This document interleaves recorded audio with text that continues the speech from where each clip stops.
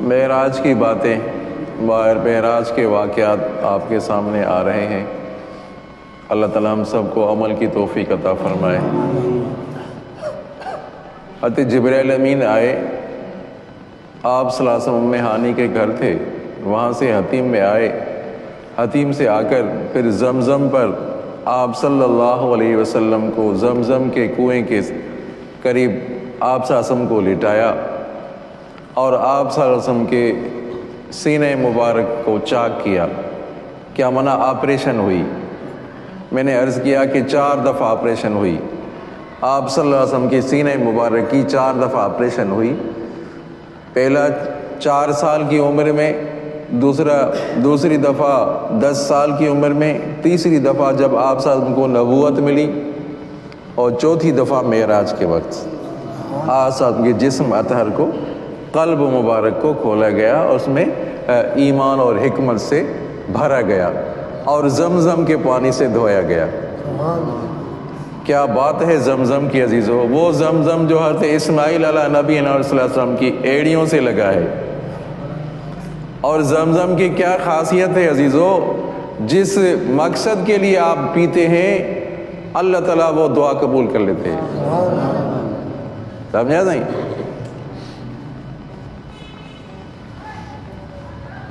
دنیا میں عزت والا اور برکت والا زمزم سے پانی سے زیادہ کوئی نہیں ہے۔ چلو، زمزم کے پانی سے زیادہ کوئی پانی عزت والا نہیں ہے، کوئی برکت والا نہیں ہے۔ آپ صلی اللہ علیہ وسلم براق پر سوار ہوئے، آپ صلی اللہ علیہ وسلم مسجد حرام سے مسجد اقصی تک، یہ جو سفر ہوا اس کو اسرا کہا جاتا ہے، بعض کو معراج بھی کہتے ہیں۔ اور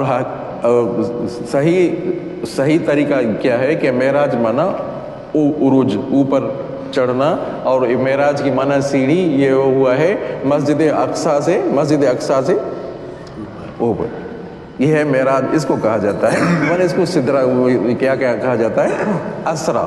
آپ صلی اللہ علیہ وسلم کو اس سفر میں جو مسجد حرام سے مسجد اقصی تک ہے، اس سفر میں آپ صلی اللہ علیہ وسلم کو امت کی مثالیں دکھائی گئی، امت کی مثالیں۔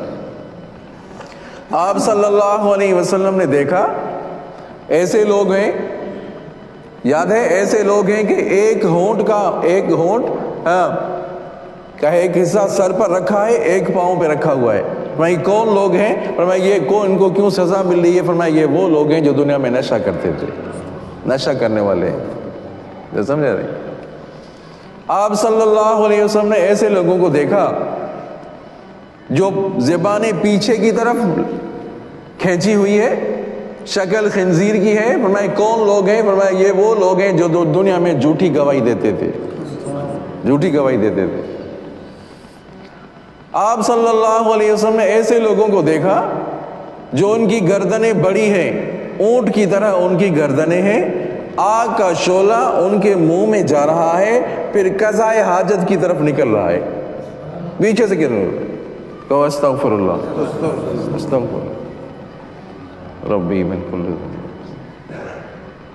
گردنیں اونچی ہیں، آگ کا شعلہ منہ میں، اور پیچھے سے نکل رہا ہے۔ فرمایا کون لوگ ہیں؟ یہ وہ لوگ ہیں جو دنیا میں یتیموں کا مال کھاتے تھے، یتیموں کا مال کھاتے تھے۔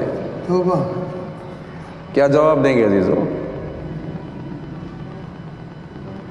آپ صلی اللہ علیہ وسلم پر انا وکافل الیتیم کہاتین، میں اور یتیم کی پرورش کرنے والے ایسے ہوں گے، ایسے ہوں گے۔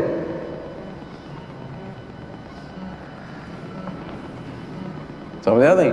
یہاں تک بیٹا بھی ہے، یتیم بھی ہے نا، تو یتیم جو بچہ ہے اس کے سامنے اپنے بیٹے سے پیار نہیں کرنا، اس کے سامنے پیار نہیں کرنا، محبت نہیں کرنی۔ ایسا نہ ہو کہ اس کی آہ نکل جائے کہ کاش میرا بھی باپ ہوتا۔ آپ صلی اللہ علیہ وسلم نے ایسی عورتوں کو دیکھا، چیخ رہی ہیں، چلا رہی ہیں، آنکھیں نیلی ہیں، بھیانک شکل ہے، اور فرشتے ان کو نیزے لگا رہے ہیں۔ فرمایا کون عورتیں ہیں؟ کیا کرتی تھی؟ فرمایا یہ وہ عورتیں تھیں جو شوہروں کی اجازت کے بغیر باہر نکلتی تھی۔ شوہر کی اجازت کے بغیر باہر نکلتی تھی، باہر گھومتی تھی. یہ وہ عورتیں ہیں عزیزوں.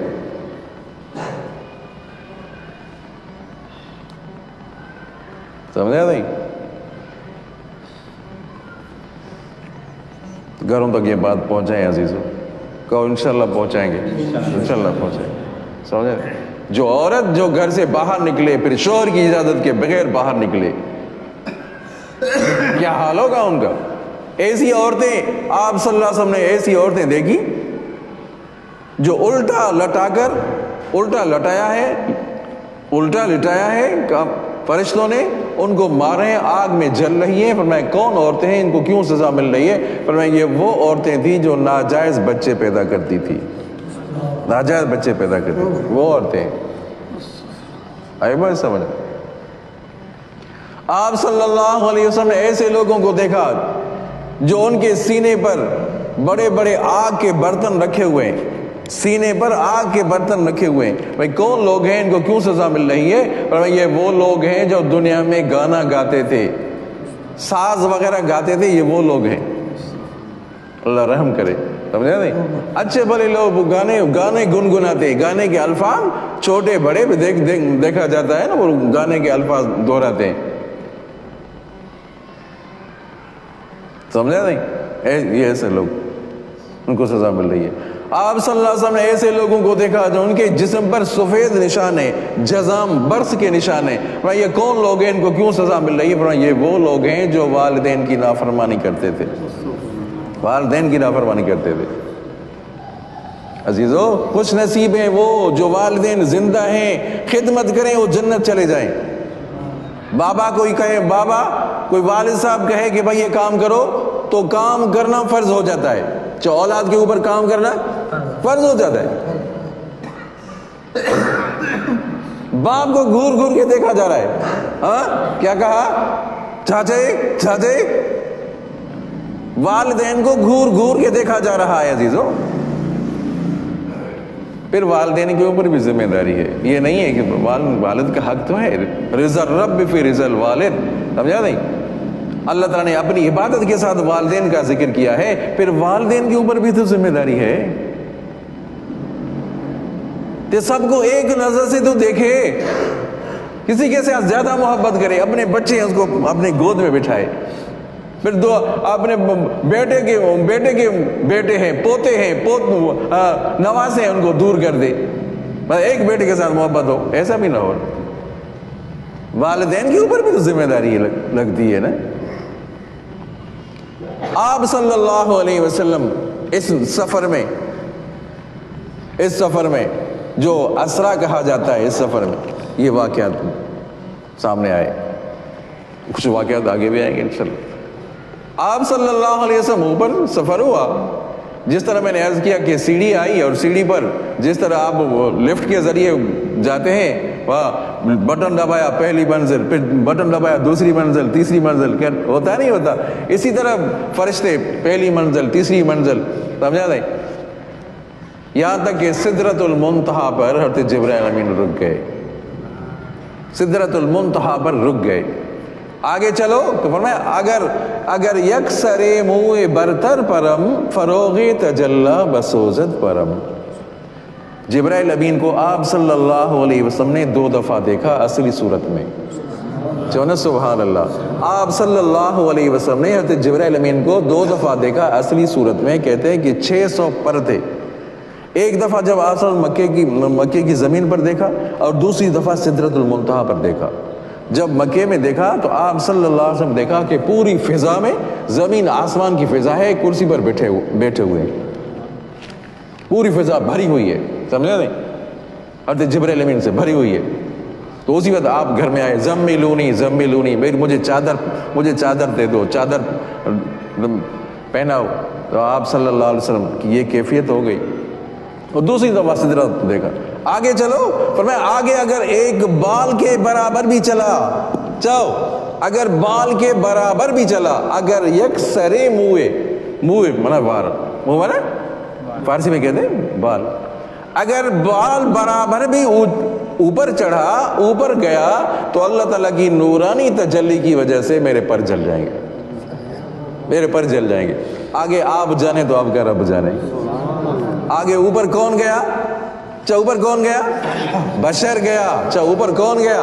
بشر. نورانی فرشتوں کا سردار بھی رک گیا. آگے کون گیا؟ کون گیا؟ گیا کون؟ توجہ کرنا. بشر اوپر گیا. تو بشر کی فضیلت اتنی بڑی فضیلت ہے. اور جو آتا آ رہا ہے، جو جا رہا ہے، آئے گا آ رہا ہے جا رہا ہے، تو جو آ رہا ہے جا رہا ہے وہ حاضر ناظر تو نہیں ہوتا. چلو سبحان اللہ. عقیدہ بھی درست کریں عزیزو. عقیدہ بھی تو نبی حاضر ناظر نہیں ہے. سبحان الذی اسرا، پاک ہے وہ ذات جس نے سیر کرایا اپنے بندے کو رات کے معمولی حصے میں. سیر ہوا نا. جب آپ صلی اللہ علیہ وسلم موجود تھے تو پھر کیوں کہا جا رہا ہے سیر کرایا؟ تو معلوم ہوا اوپر نہیں ہے نا. اوپر نہیں ہے. جو جاتا ہے، جو آ رہا ہے، جو جا رہا ہے وہ حاضر ناظر فقط اللہ ہی کی ذات ہے. اللہ ہی کی ذات ہے. بس یہ عقیدہ ہو. اللہ اکبر. سمجھا نہیں؟ آگے آپ صلی اللہ علیہ وسلم اوپر گئے. تو علامہ اقبال کہتے ہیں، فرمایا کہ سبق ملا ہے معراج مصطفیٰ سے مجھے کہ عالم بشریت کی زد میں ہے گھر دیں. سمجھا نہیں؟ فرشتہ مجھ کو کہنے سے میری تحقیر ہوتی ہے. کہ کون کہہ رہا ہے؟ علامہ اقبال. فرشتہ مجھ کو کہنے سے میری تحقیر ہوتی ہے. میں تو مسجود ملائک ہوں مجھے انسان رہنے دے. مجھے انسان رہنے دے. آپ صلی اللہ علیہ وسلم اوپر گئے. سدرۃ المنتہا سے اوپر، رف صریف الاقلام اوپر. آپ صلی اللہ علیہ وسلم فرمائے ادن یا محمد، اے محمد صلی اللہ علیہ وسلم، اے محمد کریم اور قریب آ جائیں. اللہ تبارک و تعالیٰ فرمائے اے محبوب مصطفیٰ صلی اللہ علیہ وسلم میرے لیے کیا لائے؟ اتحیات للہ. چلو سبحان اللہ. اہم بات ہے عزیزو سمجھنا. اتحیات للہ والصلوات والطیبات. یا اللہ زبان سے جو تعریف نکلے گی بھی آپ کی نکلے گی. زبان سے جو تعریف ہوگی وہ بھی، نظر نیاز ہوگا بھی وہ بھی آپ کے لیے ہوگا. یہ پیشانی جھکے گی آپ کے آگے. یہ قیام بھی آپ کے آگے، رکوع بھی آپ کے آگے، سجدہ بھی، اور قربانی کروں گا بھی آپ کے نام کی کروں گا. اللہ اکبر. یہ ہے توحید عزیزو. یہ ہے توحید. آپ صلی اللہ علیہ وسلم نے توحید سکھائی. اتحیات للہ والصلوات والطیبات. سمجھا؟ توحید نہیں ہے تو چارہ ہی نہیں ہے. 1000 دفعہ آپ نوافل پڑھے، ذکر اذکار کرے، اگر توحید نہیں ہے، شریک بنایا اللہ کی ذات کے ساتھ، غیر کو شریک بنایا تو سارے اعمال باطل، سارے اعمال ضائع ہو گئے. اللہ تعالی ہم سب کو توحید پر چلنے کی توفیق عطا فرمائے.